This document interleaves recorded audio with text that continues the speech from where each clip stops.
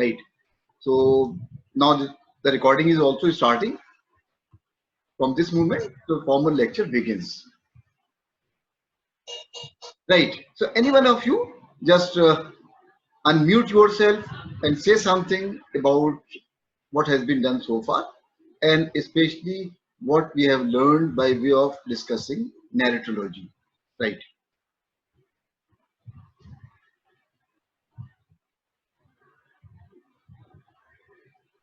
One of you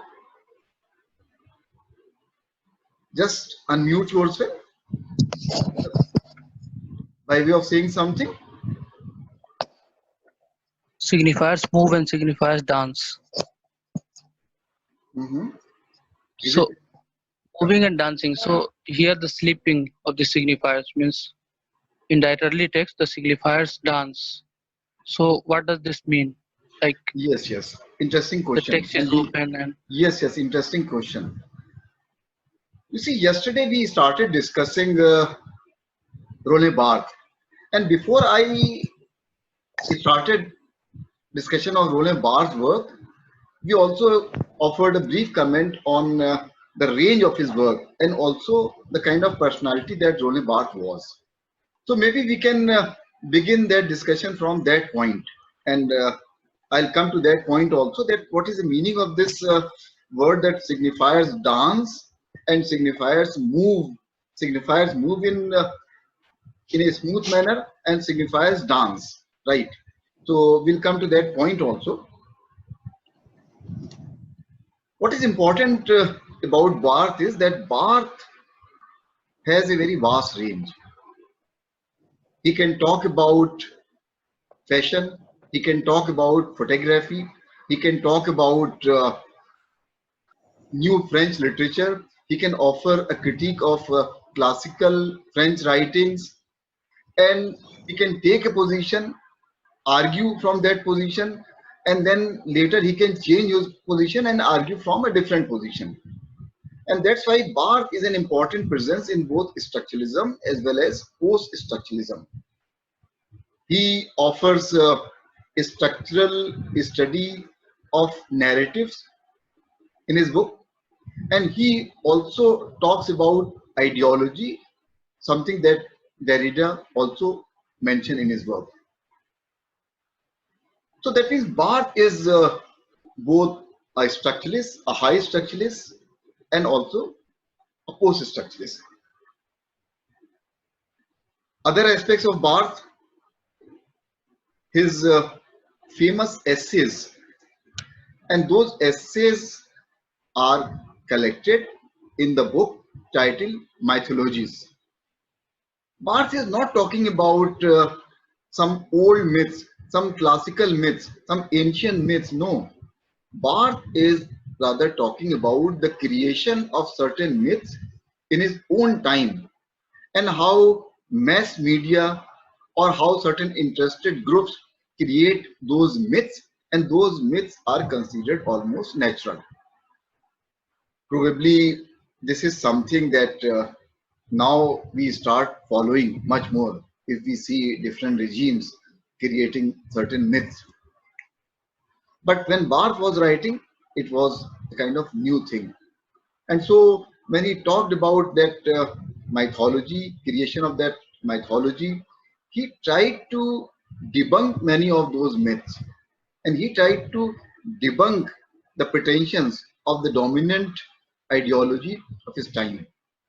Whether it was literary ideology, where certain writers or certain traditions were considered important, or it was the political ideology of the time. Another aspect is related to this book Mythologies, and that aspect is from 1990s onwards, you will have one particular discipline which today goes by the name of cultural studies. Cultural studies, right? Now, cultural studies also traces its roots to some important sources.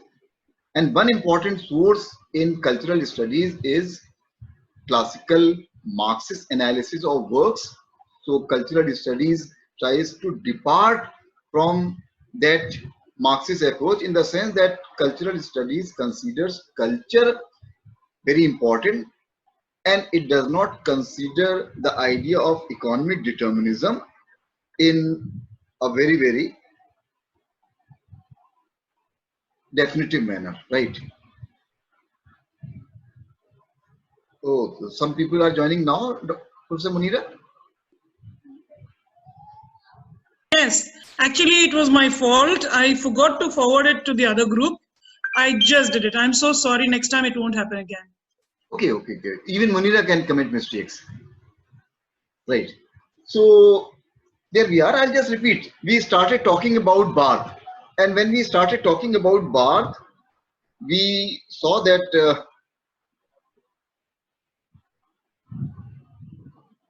there is a message from Anjali Verma. Anjali is there in the class. She wants to join, but she's part of the group. Just send. Yes, sir. Please add Anjali Mariam. They are waiting for you to accept the request. I think you need to accept their request. I'm sorry, Amreen. You need to accept their request to join the meeting. Okay, I'm seeing that. Please don't send me messages, right? Because that I can see on the screen. But if there are messages, then obviously it is a kind of interruption. Yes. Okay. So we started discussing Barth, and we made this comment that Barth is very important in the sense that he is both a structuralist as well as a post-structuralist in his approach. And Barth also has written on a variety of subjects: fashion, literary works, contemporary myths of his times, and so on. And another important thing about Barth is that he is considered one of the most important influences on the discipline that we know today as cultural studies. And you know that in cultural studies, one important, say, influence was traditional Marxist analysis, but cultural studies departed from that, in the sense that it did not consider the idea of economic determinism as all important. That means in classical Marxism, economic factor was considered supreme, but not in cultural studies, where culture was also considered important, right? So there we are. There we are, that cultural studies also traces its origin to these essays by Roland Barthes, where he talked about all those aspects of culture, and he offered a very penetrating kind of analysis of all those aspects of culture. So Mythologies is an important work by Barthes, where he is talking about aspects of culture. So from here we come to certain concepts which are associated with Barthes. And what are those concepts? First of all, let us understand one idea. There was a certain kind of new fiction which was popular in France at that time. And this new French writing, this new French fiction, tried to depart from traditional works or traditional approaches which were followed in the writing of fiction. Say, for example, sometimes making experiment like doing away with plot and making some other experiments. Barthes supported that fiction. Barthes lent his voice to this new fiction. And why did he lend his voice to this new fiction? Because he was of the view that certain traditional notions which supported a particular class, they were to be found in the classical fiction. And so this fiction is a kind of departure from their tradition, where bourgeois point of view was coming through the classical fiction, and where bourgeois point of view presented itself in such a manner that it appeared normal, it appeared natural, it appeared the only point of view available to everyone. And this is the tendency of dominant ideology, that whatever are their ideas, those ideas are passed off as the right thing, as the most appropriate thing, and as probably the most natural thing to do. So there Barth in fact departed from that tradition, when he lent his voice to the new fiction which was coming or which was being written in his time. And why did Barthes consider that new French writing important? Because that new French writing offered readers a very important role. And so Barthes is also a great champion for the voice of the reader in a text. You know that there have been different approaches. Sometimes writer was considered all important whenever a text was interpreted. In psychological approach, author was considered important. In biographical approach, author was considered important. And similarly, in some approaches, so the text became important where those devices were important, or in some other approaches, context was very important, especially in Marxist studies, or in say feminism and so on. So Barthes raises his voice in favor of reader also. And so this view that the death of the writer, and this is one concept which is associated with Barthes, death of the writer. And death of the writer also means birth of the reader. Death of the writer also means birth of the reader. So those texts he considered important where readers had an active role to play. Right? That means where readers could become co-producers of meaning, where readers could become important and they could enter a text from any position and possibly interpret. And that's why Barthes considered that writing writerly. That writing is considered writerly by Barthes. That means these are writerly texts.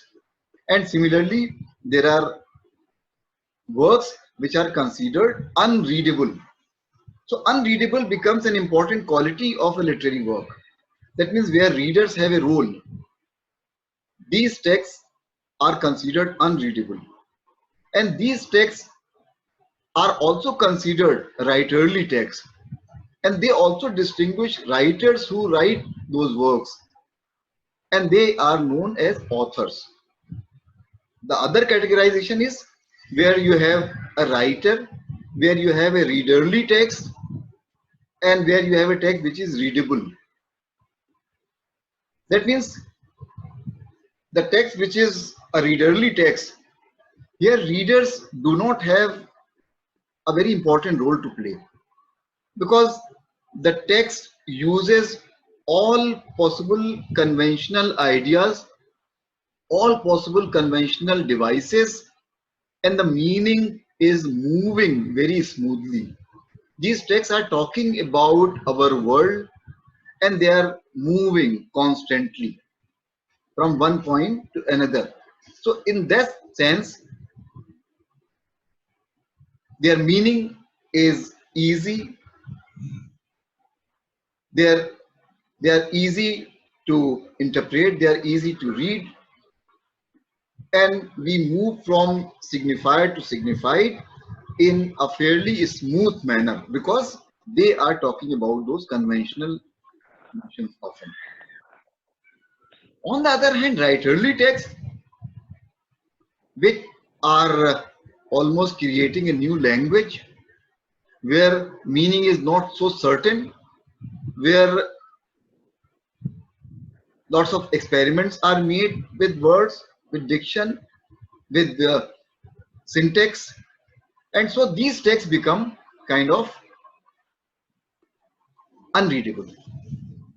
And they become unreadable because they do not allow a very smooth passage from signifier to signified. So when yesterday that metaphor was used, that in these writerly texts, signifiers dance. When you are dancing, there is a kind of rhythm, and probably you are not moving anywhere, you are not going anywhere for the purpose of going. You are moving, your legs are moving because you are enjoying that activity. And Barth is also considered a kind of hedonist. Hedonist, somebody who is devoted to the idea of pleasure, somebody who is devoted to the idea of ecstasy. And meaning actually breaks at certain points in these texts. But this breakdown of meaning is not a negative quality of these texts, but rather this breakdown of meaning creates a sense of bliss, a sense of ecstasy, a sense of, say, pleasure, and pleasure actually leading to ecstasy. So that means when signifiers dance, dancing means an activity where your legs are moving, but you are not necessarily going somewhere because you want to go somewhere, but rather you are enjoying that activity. You are focused on a particular activity. On the other hand, if you are moving, if you are walking, then you are going somewhere. There is some purpose behind that. And so we can use a transitive verb and intransitive verb. In readerly text, writers write about something. In writerly text, they do not write about something, but where writing itself is important, where writing itself is the goal, where all those words themselves are important for their sound, for their texture, for their rhythm, for their shape, and possibly for all those connotations that those words have. So this means that at the moment we are going back to Roman Jakobson, who talked about the poetic function of language. In, you know, that in the poetic function there was no effort at communication, but rather though those words were important for their own sake, their message was important for its own sake, right? So that is Barth, readerly text and writerly text. Texts which are readerly, they are readable, and texts which are writerly, they are unreadable, but it is an important quality of those texts. So I hope we are clear at this particular point, what is meant by readerly text and what is meant by writerly text. And readers have a very important role in writerly text, and readers have absolutely no role or very little role in readerly text. So for example, if you think about the writings of somebody like James Joyce,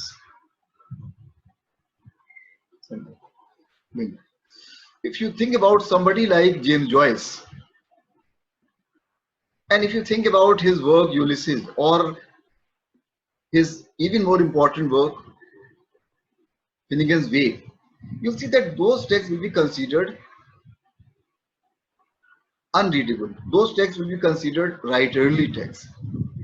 Whereas if you read a simple story by a popular writer, or maybe in popular magazines which talk about something in a very direct manner, then that text is a readerly text. You don't have much to do. And you can also have a very, say, corrupted form of these texts when you see some of those stories that you receive on WhatsApp and you jump immediately from one particular point to the end because you know it all. There is nothing that you need to do, and you follow that story very easily. So that is a corrupted version of a readerly text. But Barth has in his mind as readerly text those works which belong to a particular tradition in France, where a certain point of view was promoted, and where all traditional devices were used, and where you had all those traditional notions about literature being promoted. So from readerly and writerly text, we move to another important aspect of Barth's writing. And what is that? He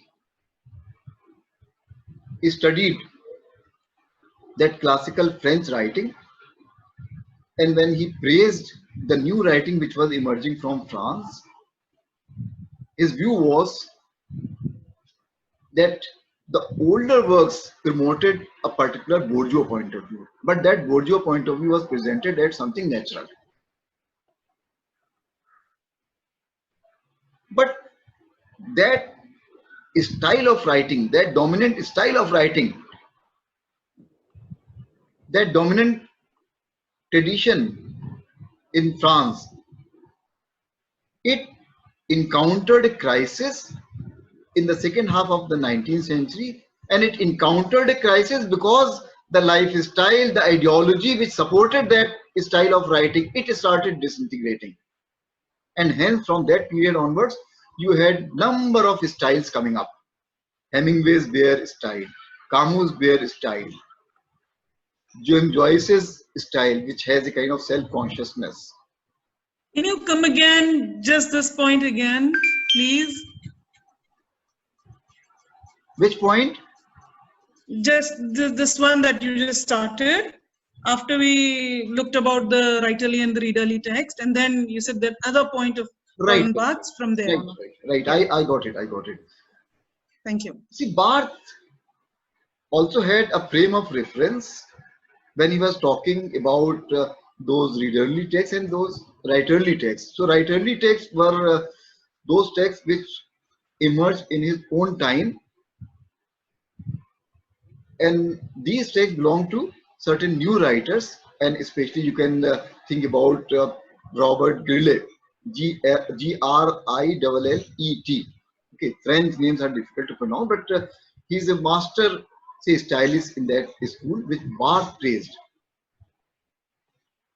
But that classical tradition of French writing, it encountered a certain crisis in the second half of the 19th century.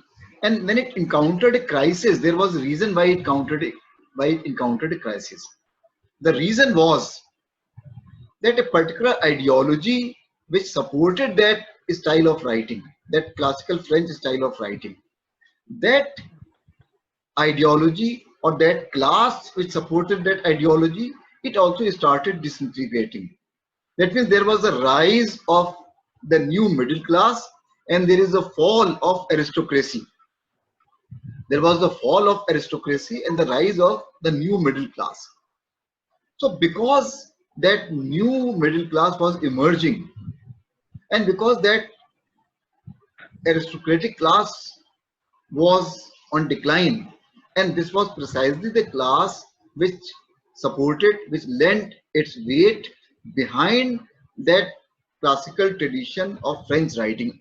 But because this class started disintegrating, and so that writing also started disintegrating, and so for the first time it was realized that that writing was not all that natural, but this was also a kind of style. So it was simply a style. And here we come to this structuralist idea in Barthes that all writing is styles, all writing is styles, right? Now he tests this idea that all writing is style when he studies the works of some of those celebrated names in classical French writing. And who are those names?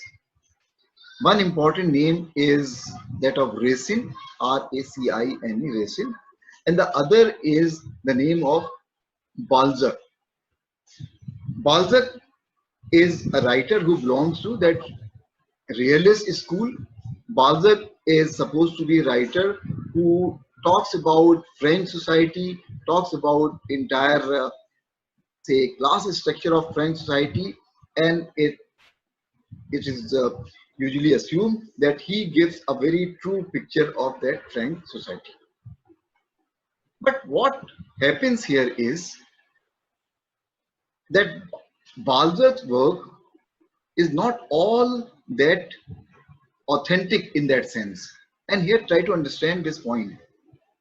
When we say a particular writing is realistic, we must make a distinction between a writing which is realistic and reality as such. So reality is one thing and realistic writing is something different. That means realistic writing is also a mode of writing. Realistic writing is also a form of writing.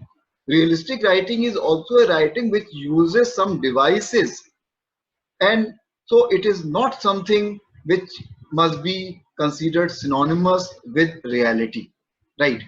So Barthes studied the work of Balzac, and he studied Balzac, who is an important writer in French, say classical French tradition, a realist who presents a picture of French society.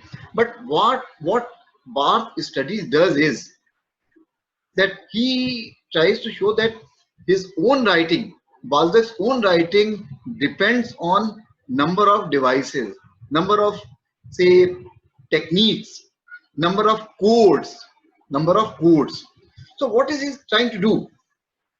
He is suggesting that Balzac, who is considered a writer who just presents the reality of French society before everyone, it is not that he is presenting reality all the time, but his writing is also a result of those devices. So that means that realistic writing also depends on many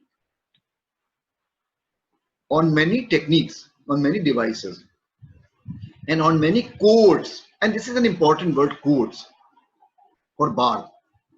And remember this word, and especially students who study cinema, they must also remember this word, codes. What is the meaning of codes? And codes also have an important role to play in the study of our visual culture also. Codes. In semiology, codes are also studied a great deal. So that means our experience of the world comes through codes. Try to understand this idea.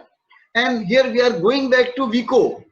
Vico talked about the primitive man, how he made sense of the reality around him.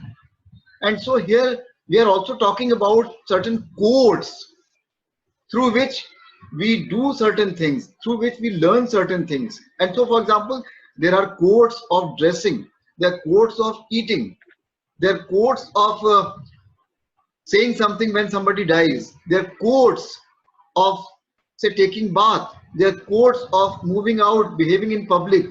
That means there is absolutely nothing natural about our world. Most of these things are learned, and most of these things actually come to us through these codes.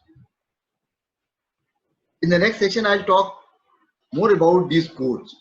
But here, by way of concluding this discussion in this session, when you think about codes, then there are also codes which are used by writers. And Barthes suggests that Balzac is no less dependent on codes, right? He identifies 5 important codes which define Balzac's writing in his work. And what is the title of his work? Sarrasine. Sarrasine is the title of a story written by Balzac, right? Now here we can talk about another important aspect of structuralist criticism, especially as it is represented by Barthes. You know that Balzac's story is not a very long story. It has about 30 pages. But Barthes' book is of 200 pages. This is SZ, right? So that means his criticism is not reductive. And when he makes a comment at the beginning, and what is that comment? I'm just reading that comment. That is important because things will fall into place. If I read this comment at the beginning, the comment is, there are said to be certain Buddhists whose ascetic practices enable them to see a whole landscape in a beam. Precisely what the first analysts of narrative were attempting, to see all the world's stories within a single structure.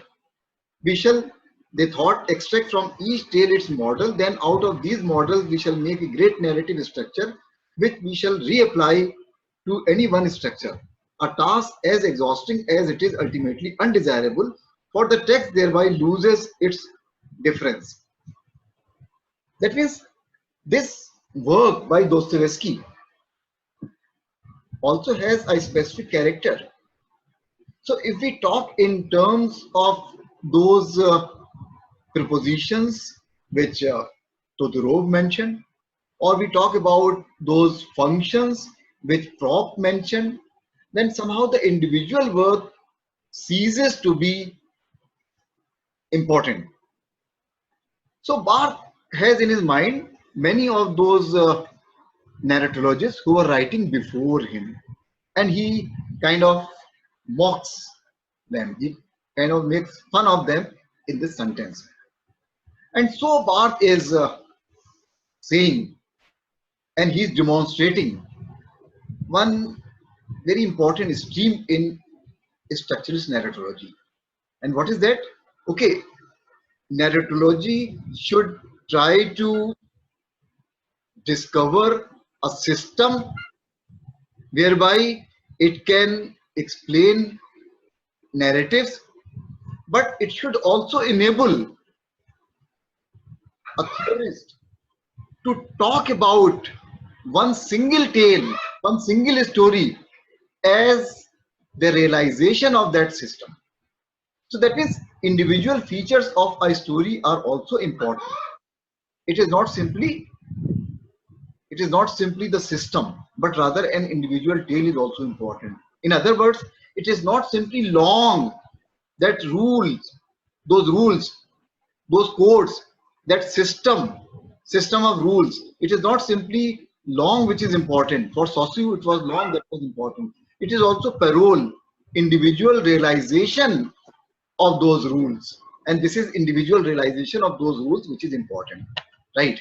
I am not happy about one fact that many participants are joining now. It is not, so try to be, I will not refuse anyone, most certainly, but try to be around at 12 o'clock, right? Because this also keeps disturbing me. I have to admit, I have to talk, and I also have to admit, right? So many of you, even some names which surprise me, that how come this person can come so late, right? Now we'll meet in the next session, but meanwhile in 2 minutes you can possibly say something. You have the mic, or you can unmute yourself.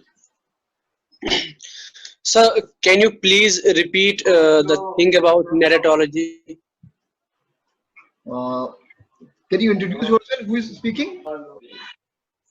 Zahid, sir. Zahid Mushtaq. Right, you just joined?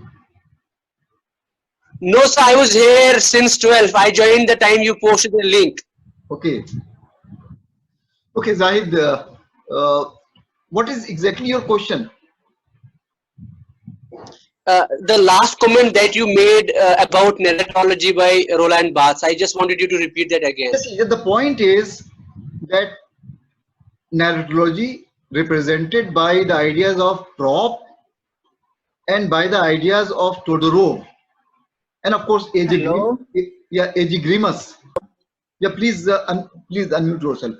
So their narratology, in the hands of Grimus, in the hands of Propp, in the hands of Todorov, appears to talk about some universal rules, and those universal rules can explain all narratives, but there it operates in a very general manner. What Barthes does is that Barthes is also talking about an individual work.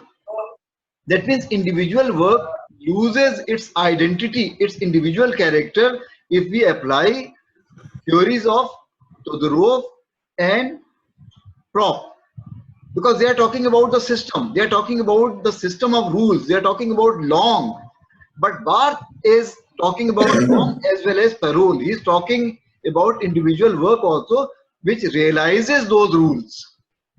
And it realizes those rules in a unique manner. So every individual work is also unique.